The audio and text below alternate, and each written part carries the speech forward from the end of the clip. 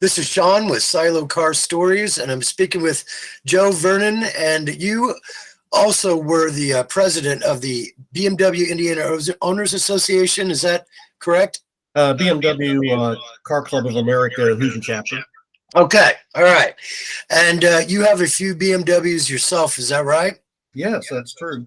Okay, so let's just get a little bit of your background. What's been your career? Where do you live? And how did you get connected to the association and as far as for BMWs? Sure. Yeah. I spent 38 years working for Department of Defense, both in and out of uniform. Went into the Air Force right after high school and kind of worked my way up through the ranks. I got associated with BMWs kind of early on. I was a farm boy from Southern Indiana and really had never heard of them until my Air Force and military experience, and I started to get acquainted with them.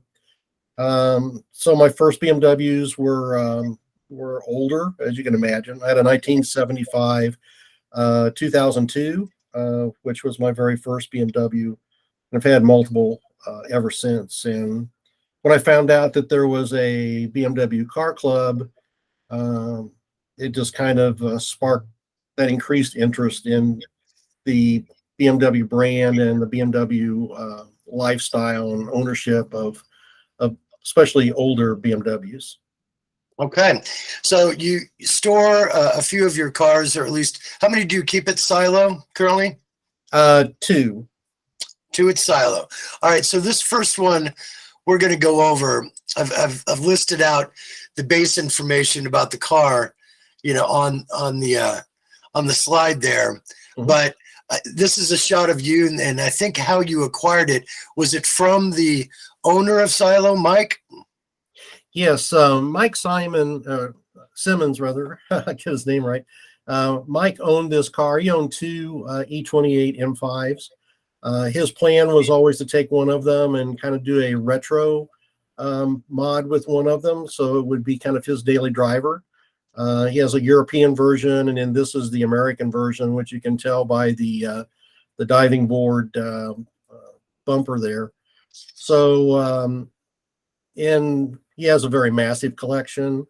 And as he was readjusting his collection and so forth, this car happened to come up for sale.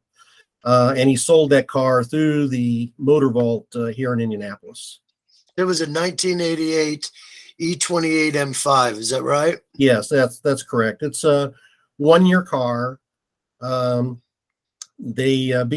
was only supposed to build 500 M5s. This was the first M5 to come to the United States.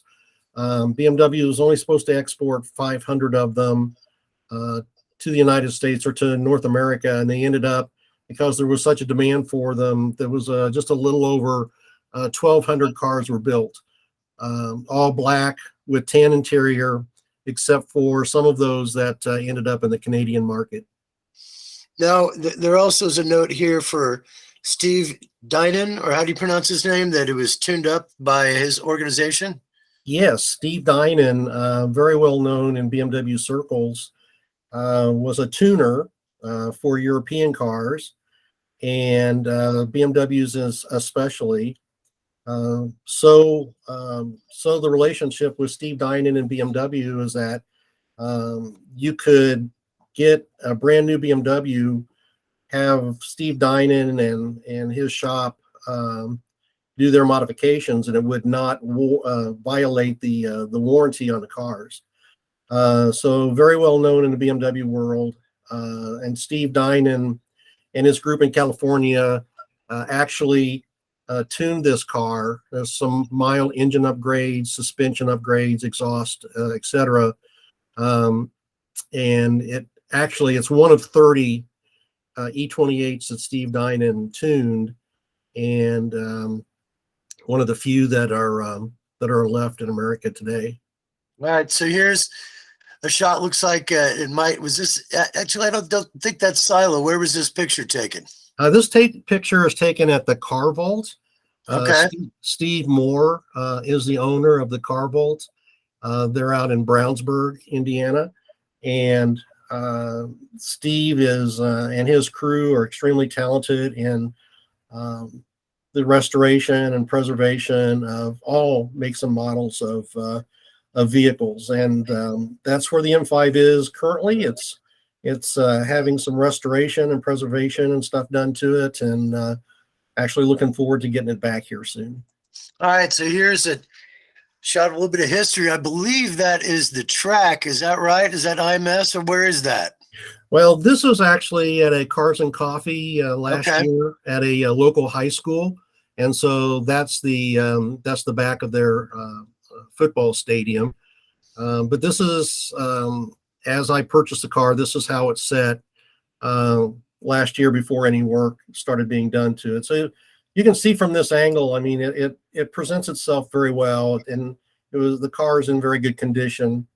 The thing to note about the e28 M5 is that it came from, they used the e28 body style, but the engine in these cars is what makes them very special, because these were the same race engines that were being used in the M1s at the time that BMW was racing in their racing circuit. So it's kind of a sleeper. But you can see from this, I mean, it was the body and everything. Car's in good shape. Did you have any modifications done to the engine or anything at all? Yeah, there was a light cam put into it. A different type of fuel management system is in it, and some other electronic work that has been done to it. Headers, or as the Germans call downpipes. And so it was just some mild engine modifications, but it's producing for its day. You know, it originally out of the box from the factory was 256 horsepower.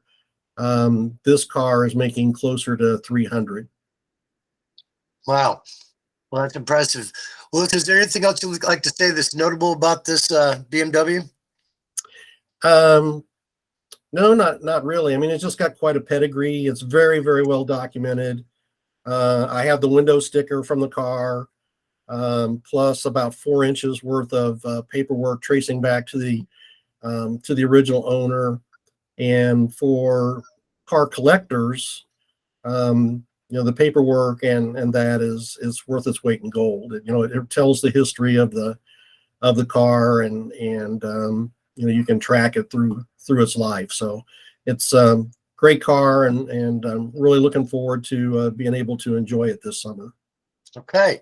Well, Mr. Vernon, I really appreciate your time. We're actually going to cover another one here with a separate segment for your 2006 BMW E46 330 Ci. And we're going to get to that here in a moment, but I'm going to close this one out and just stay on the line. Thank you. You got it.